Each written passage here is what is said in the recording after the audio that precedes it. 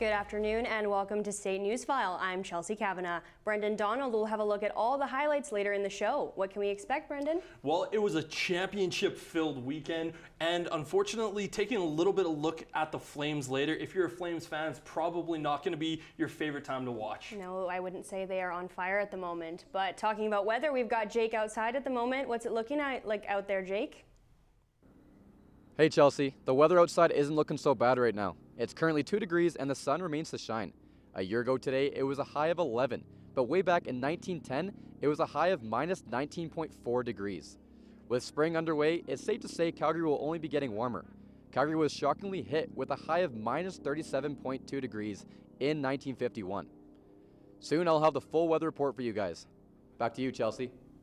Thanks, Jake. Now here's a look at today's top stories. Children's pain and fever medications have been low in stock for months now, leaving families without a way to help treat sick children. There's finally light at the end of the tunnel since the Alberta government has managed to buy a large supply of drugs from Turkey. As Travis Neal reports, the shortage might be soon a thing of the past. Last summer, parents started seeing fewer and fewer bottles of pain meds for their kids on pharmacy shelves. The high instances of viral illnesses and the lack of new supply led to many parents not having any in stock. The Alberta government has now announced it has received a shipment of acetaminophen from overseas and is being distributed to pharmacies. The government reassures families this medication is safe for all children to consume. Parents and caregivers can be assured that these medications are as effective and meet the same safety standards as other brands they are used to seeing in the store. Health Canada applies these same high standards to all medication imported into Canada. Pharmacists like Donovan Tung are hopeful these shipments will be enough to stop the shortages. Tung also says these medications, although named differently, will be just as good as the traditional ones parents are used to. Hopefully so. In terms of it, what we're actually getting is something called paracetamol rather than what we're usually more familiar with, acetaminophen. But paracetamol is, for all extents and purposes, quite similar to Tylenol itself there. A lot of our neighbors just across the ocean use paracetamol as well to the same degree of effectiveness and safety there. A total of 750,000 bottles will be shipped to Alberta for behind-the-counter sale in pharmacies. This medication will also be used in hospitals. With shipment 1 of 3 arriving in Alberta, the hope is there will no longer be a lack of children medication. For SAIT Newsfile, I'm Travis Neal. An Edmonton middle school is showing their support for the 2 Edmonton officers who were killed in the line of duty last Thursday. The Constable Danielle Woodall School brought the students outside to tie blue ribbons to the fence to honor the 2 officers, Constable Travis Jordan and Constable Brett Ryan. They were both shot in the line of duty while responding to a domestic violence call. The 16-year-old who shot the officers then killed his mother and took his own life. 4th grader Alice Woodall at Woodall Alice Gu says she is saddened by the loss of the officers. Devastating because they work really hard to protect our community and they don't know what's going to happen when they're working. The outpour of support continues with funerals for both of the officers held next Monday. Protesters gathered at the Calgary Board of Education's Beltline headquarters this morning. They want the name of Sir John A. Macdonald Junior High School changed. Noah Adler joins us live from the school in the northwest community of Huntington Hills. What's happening, Noah? Well, Chelsea, I currently am standing in front of what is still called Sir John A. Macdonald Junior High School. The important question, however, is, will it still be named after Canada's first Prime Minister? This is Canada's Prime Minister from 1867 to 1873. He was a dominant figure in Confederation, but also was a part of the movement to construct residential schools across the country. Demonstrators this morning were demanding the Calgary Board of Education rename the Sir John A. Macdonald Junior High School in the Northwest. Protester Kathy Barron is Indigenous and says the process to get name changed has been frustrating. It's just very disheartening because you feel like the powers that be don't care, don't want to do anything, and it's hard when you're just, you know, just the average Joe trying to fight these institutions. But it's not only Indigenous people who are fighting to get the name changed. Student McKenna Halverson says, keeping the name of the school is hurtful to those who still have to attend the school. I wanted the name changed because it was hurtful and offensive to people who have to go to our school and be reminded of his intergenerational harm that he caused to everybody. Other protesters are not only protesting the name because of the Indigenous community. Michelle Robinson says that Johnny MacDonald was a racist not only to people in the Indigenous community, but to other communities as well. You know, it's not just my community. Actually, John A. MacDonald was racist to many communities besides the Indigenous community. But in his case, he is the one who actually created the Indian residential school system, which we all know has graves around it, and has caused cultural genocide as well as ongoing genocide. So the structural racism that we are actually protesting today is really rooted from John A. MacDonald.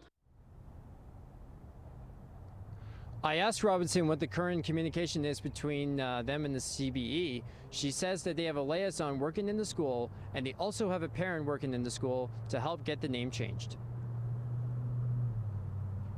That was Noah Adler reporting live from Sir John A. Macdonald Junior High School in Huntington Hills. Students from all walks of life move through doors at SAIT and are immersing themselves in the community. Many are newcomers to Canada and have to juggle different things local students don't have to. To help with that, the Alberta government has announced support for newcomers in the province. Taranjot Vinning has more on the story. Newcomers can be a big part of our communities. Oftentimes, many of them have to face multiple obstacles along the way. One of those being funding their education and juggling a job alongside taking care of their families back home. Keeping that in mind, the Alberta government announced it will be committing $23.8 million to help immigrants settle in to their new environment. Alberta is stronger because of the many newcomers who add to the social, economic, and cultural fabric of our province. Newcomers make our communities more vibrant, and they bring new skills and talents that ensure our province's long-term success. Newcomers are vital for the day-to-day life of our province.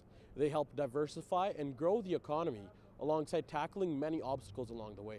The Settlement and Integration Program provides services to 14,000 newcomers. Here at SAIT, international students come from more than 140 different countries, attracted by the school's reputation around the world. Yeah, it's been a considerable evolution at SAIT over the last multiple years.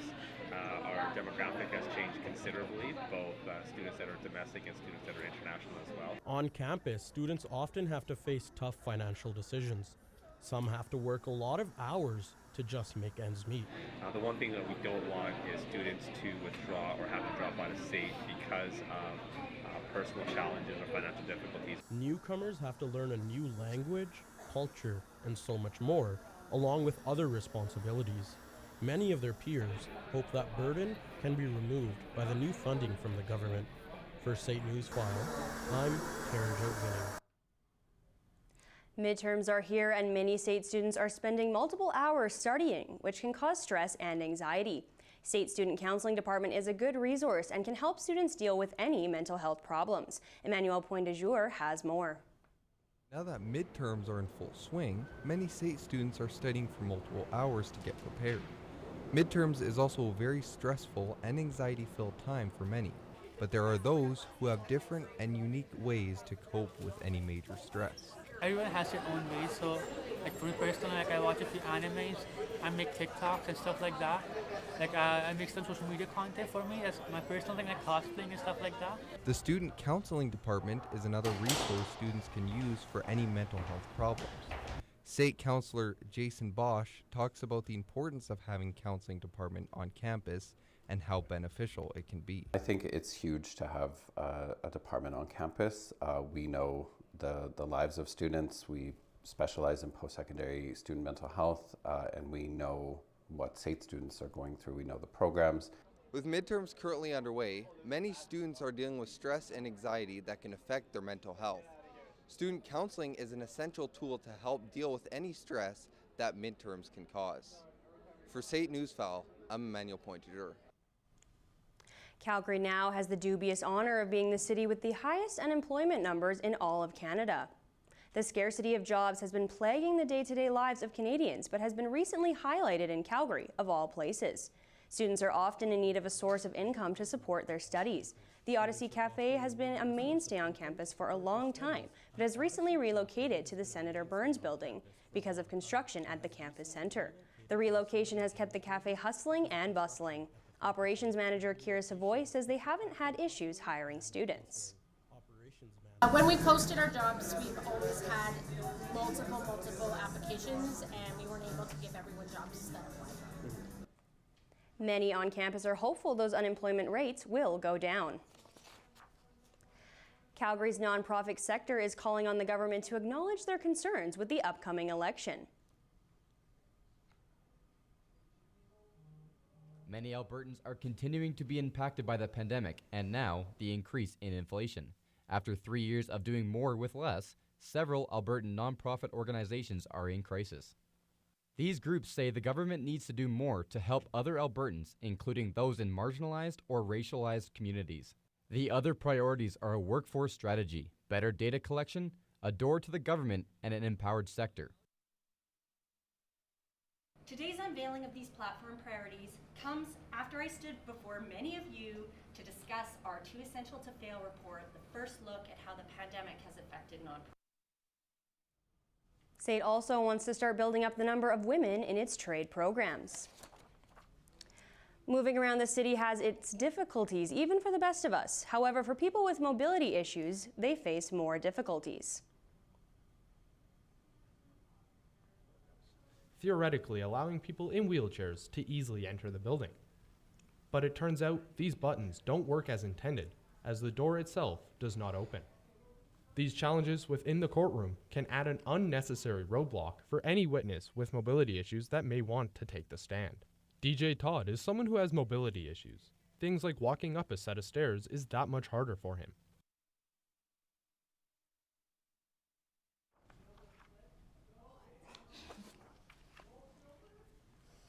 They can do. It's not something that should be super hard to figure out. Like, we're in 2023. Accessibility should not be so lacking in a big city like Calgary. These issues are not just outside the courthouse, but also in every courtroom, making it hard for some people to take the witness stand. Those are today's top stories. We'll have your full forecast after the break. But first, Jake Stegerman has a look at what's going on around Calgary this week. Head over to the Banquet Bar for some middle-of-the-week fun with a variety of games such as skee ball, darts, and bowling. The $10 admission includes appetizers, drink tickets, and game tokens. BC's very own rapper, Madchild, is performing live tomorrow night at the Rec Room. Doors open at 7 o'clock. VIP meet and greet tickets are also on sale. The world recognizes World Water Day tomorrow. A few different presentations are scheduled throughout the day, and in the spirit of this year's theme, you can support by wearing blue and cheering red at an upcoming Calgary Flames game against Vegas. Want to get your groove on this Friday? Start your weekend off to dancing to country, ballroom, swing, and Latin music down at the Bow Waters Canoe Club. This event is hosted by Rhythms of Dance. The annual Relay for Life fundraiser is back. This year's theme is Olympics. Join in on all the exciting activities for a chance to win prizes. All of the money raised goes towards funding cancer care support across the country.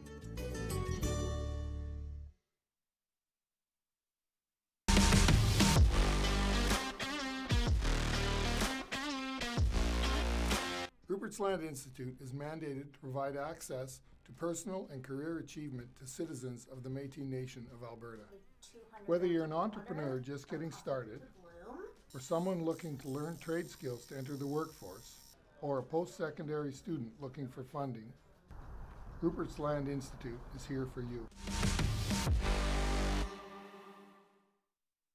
Come and learn the fast-paced world of television production. Find your passion to write, shoot, edit, and direct news, sports, and dramatic productions. With industry-standard technology and the best instructors in the business, SAIT's television production program teaches you everything you need to know for a career in broadcasting. This is television production. Come and dare to be on air. Welcome back to SAIT Newsfile. You can go out and get out for a run because spring is officially underway.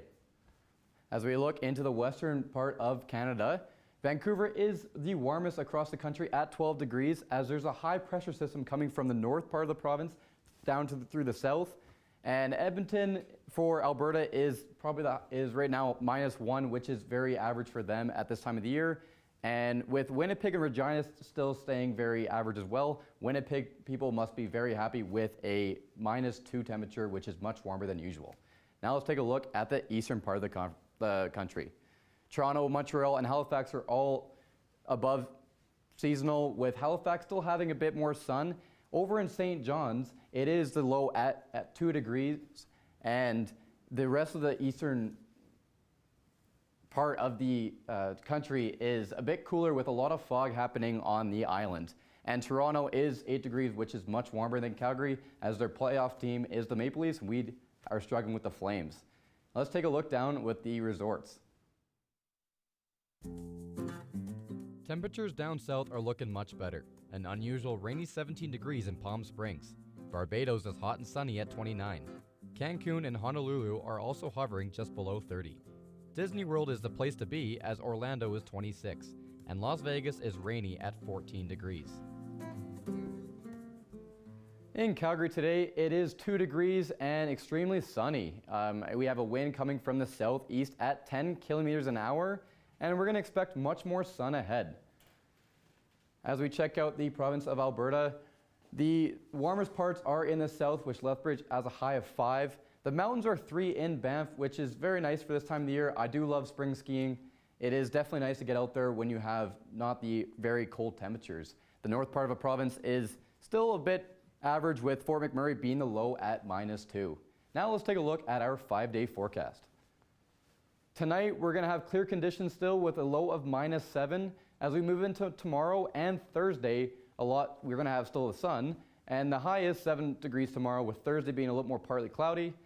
And moving into the weekend, you can still remain to do your winter/spring activities, but we're going to see more cloud into next week with a low of -5 on Saturday night. And after the break, we will have Brendan Donald with your sports.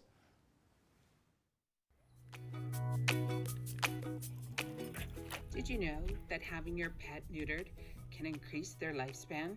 While pets that are not neutered are at a high risk of infection and disease. When adopting a pet, the Rescue Friends Animal Foundation pets available for adoptions are already neutered. Adopt your own neutered pet at Rescued Friends. Come and learn the breaking world of broadcast news. Find your passion to investigate, write, shoot, edit, and deliver the stories of the day. SAIT's broadcast news program teaches you everything you need to know for a career in radio and television. Become the next great anchor, reporter, or personality using industry standard technology alongside qualified instructors with years of experience. This is broadcast news. Come and dare to be on air. Welcome back to SAIT Newsfile. Brendan Donald joins us now for a look at the latest highlights. What's the latest over in the sports world, Brendan? Well, we had a lot of championship stuff happening over the weekend, including our SAIT Trojans. We're going to take a look at baseball a little bit later, and we're also going to take a look at some hockey. But first, the SAIT Trojans played host to the 2023 CCAA Men's Basketball National Championships, where they ended up taking home the title. Brett Lebkowski was there in person and joins us from the newsroom. Brett, what can you tell us about it? Well, Brendan, I was there all weekend, and I had a chance to be on the sidelines during the national championship game, and I got to tell you, it was quite the experience. As we take a look at some highlights, we're going to see Charlie Connor here, the fifth-year senior guard. He's going to play in his final game ever for the Trojans. He nails the dagger 3 to beat the buzzer. The man they call Chuck Burner is the all-time leading scorer in SAIT Trojans history. Then, with just 4 minutes left on the clock, Filip Ivanovic put the game to bed with the open shot from beyond the arc. The Trojans were dominant all weekend as they made history, winning their first national title in 37 years in coach Marty Berkey's final game with SAIT. It was all smiles at the Jack as they were finally won in their 6th straight trip to nationals. It was actually pretty great. He taught me a lot. He taught me how to watch film, how to play defense, taught me offensively how to position myself, so I'd say he did a really good job, especially the assistant coaches around him as well. Man, I really don't have the words for it. Usually I'm good in these, but I ain't got the words for it. I'm just happy we finally got one. We've been waiting on this for years now, and we finally got one, so I'm ecstatic, man. That's crazy. The players said that they were playing with a lot of extra motivation this weekend as they wanted to send Coach Berkey out with a national championship. Back to you, Brendan. That was Brett Lipkowski live from the newsroom. The Mount Royal Cougars women's hockey team can now say they are on top of the world, with them winning it all on Sunday after beating the Concordia Stingers in overtime. The scoring opened up in the second when Chloe Gennard stole the puck on the Cougars' blue line and made a pretty move to beat the netminder for the game's first goal. Later in the second, the Cougars would tie it up when Tori Williams got a great pass from Sydney Benko in open ice and snapped a shot to put it in the back of the net. Moving over to the third, the Cougars found themselves down a goal with 5 seconds left when Tatum Amy lost the puck, but Brianne Trotter was able to clap it home to tie it up. Halfway through overtime, Courtney Coleman took a shot, but Emmy Bergson was able to finish it off the rebound and net the win. The game would finish off with a score of 4-3. Concordia's Chloe Garrod had a good game with a goal and an assist. Tori Williams was able to get a goal and an assist, while Courtney Coleman was able to get a couple of apples. But Brianna Trotter was able to find the back of the net twice with a big tying goal at the end of the third. The 2023 World Baseball Classic Championship is set for tonight, and we have a great one. The Americans on home soil look to continue their great run of form against the surprising Japanese team that shocked Mexico. Monatea Mokakami in the bottom of the ninth would hit a beauty right down center field, almost getting it over the wall, where they were able to get a double to win the game. Look away, Flames fans, because the boys had one to forget last night, where they fell to the LA Kings by a score of 8-2. Carl Grunson opened up the floodgates around the halfway mark of the first when a pass got deflected right into his stick and he made a nice move around Jacob Markstrom. Not too long later, Nikita Zadorov tried to get a fancy with the puck behind his own net, where it was taken away by Lafoli, who passed it to Vladdy, who put it home to make it 3-0. Early in the second, the Flames tried to start their comeback with Tyler Toffoli sneaking it past netminder.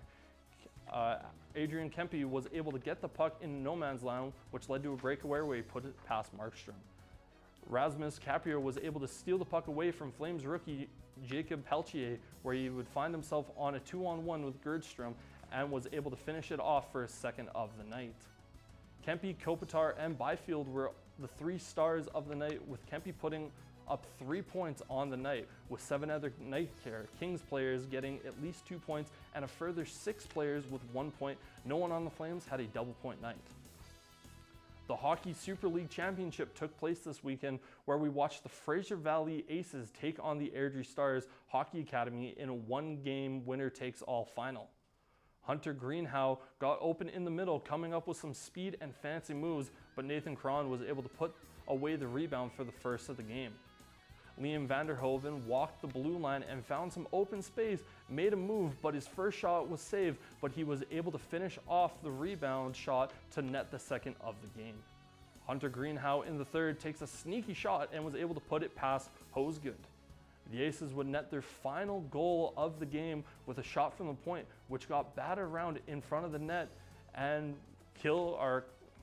was able to finally bury it. Quentin Shields led his team in points with 2 goals and an assist to finish off the game. Lane Manorhus faced 34 shots and stopped them all to get a shutout to cap off a great year. Hunter Greenhow continued his great play with a goal and an assist. Now we're going to be taking a look at a lot of phenomenal yoga action. I'm not that flexible, but maybe looking at this, you might be able to learn something. Inhale all the way up, palms connect, and release. Yoga is a practice that dates back thousands of years, and it has many mental and physical health benefits to its name. It can help with like hip pain, shoulder pain, like lack of mobility in your upper back, like if you feel like you're hunched over. It can help with your wrists, it can help with your fingers. Immense possibility with the benefits of yoga. Despite that, A survey done in 2019 revealed that only 1 in 5 Canadians practice yoga, with many considering it to be intimidating. It is a humbling practice, but it always helps alleviate pain. And for most, that pain comes from doing nothing. And what makes it worse is continuing to do nothing. I hear friends, I ask, oh, you should come to this class with me. And they say, oh, I'm not flexible enough. And I think in my head, like, well, that's the point. In recent years, yoga advocates have created a more accessible field for the public to dip their toes into the practice, in hopes of reaching out to those without any means. Sometimes there's community classes that are offered either through studios like this, or there'll be other kind of volunteer organizations or volunteer teachers. Those are lovely places to go, especially if income is a factor that is concerning. With studios bending over backwards for more incoming students, yoga seems to be on the rise. For SAIT Newsfile, I'm David Uwe. And that's a look at sports. And after the break, we're going to take a look at some Chinese dancing. I used to hear voices. I'm not good enough. I'm not worthy. I don't matter. Walked around in circles, didn't know where to go. Until I found my purpose.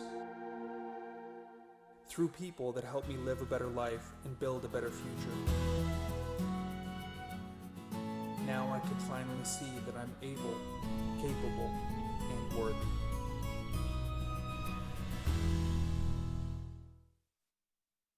Come and learn the fast-paced world of television production. Find your passion to write, shoot, edit, and direct news, sports, and dramatic productions. With industry-standard technology and the best instructors in the business, SAIT's television production program teaches you everything you need to know for a career in broadcasting. This is television production. Come and dare to be on air. Most Canadians are more familiar with ballet, popping, and jazz dance, but have never heard of traditional Chinese dance. Jason Chow will tell us the story about Chinese traditional dance. Most Canadians are more familiar with dancing club and concerts, but most have never heard of traditional Chinese dance. We took a look at how Chinese traditional dancing differs from Western dance. It's the way that we express the emotions in our dances. I think that's different. Each dance has its own story and background.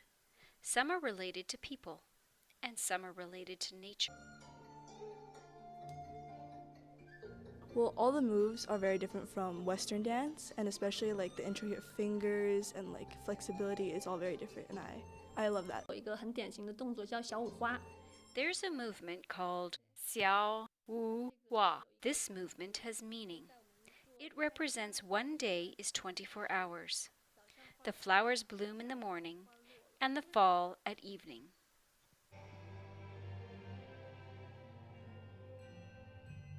Chinese dance often fun and mimics elements of beauty from history and nature. So I have a solo, and that's like about beauty, and then I've also done dances where it's like pretending to be a flower, dancing like underneath the moon. Chinese dance is all about soft and grace. For SAIT Newsfile, I'm Jackson Call. And that is it for Chinese dance. I can't say I've ever tried it myself, but what about you guys? I can't say I've ever tried it. I'm not that dancey, so yeah. Well, hey, let's take a look at what we can do outside this weekend. Well, as we look at tonight, it's going to remain clear. The rest of the week's going to be pretty sunny, as tomorrow's a full sunny day with a high of 7, and the weekend looks to be a little cloudy. That's about it for the weather. Well, thank you for joining us here at SAIT Newsfile, and have a wonderful evening.